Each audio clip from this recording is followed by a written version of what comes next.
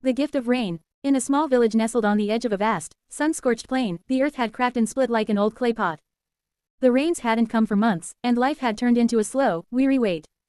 Crops withered under the merciless sky, the riverbed was reduced to dust, and people moved about their days with quiet resignation, like ghosts of themselves. Lena, a 9-year-old girl with curious eyes and dust-caked hair, barely remembered what rain felt like.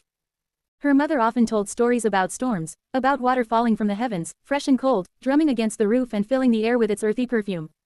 To Lena, it sounded like magic.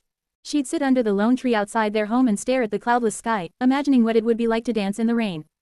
"Stop staring, Lena," her older brother Juma said one afternoon, wiping sweat from his forehead.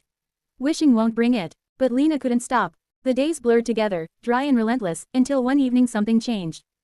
The horizon darkened. A faint, unfamiliar smell swept through the village, sharp, clean, and alive. Lena's mother lifted her head from her cooking pot, her eyes widening. "It's coming," she whispered. Lena ran outside just as a cool wind blew through the village, rattling shutters and sending dust swirling. People paused in their work and turned their faces to the sky.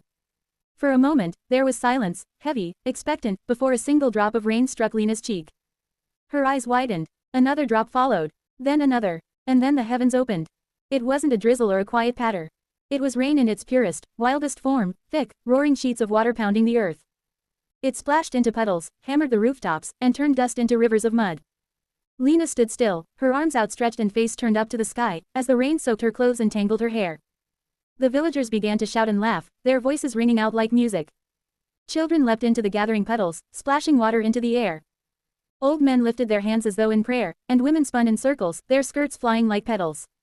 Lena's mother found her and grabbed her hands, pulling her into a joyful dance beneath the storm.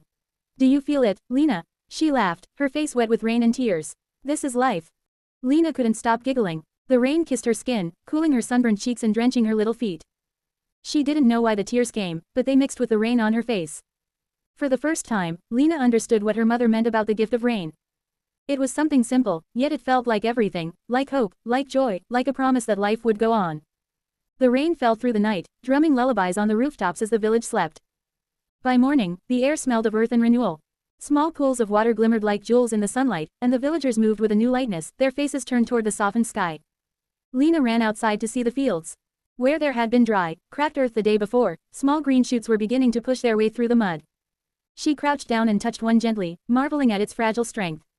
"Look, Juma," she called to her brother. Juma stood beside her, his face split into a rare smile. "It's growing." Lena nodded, her heart full.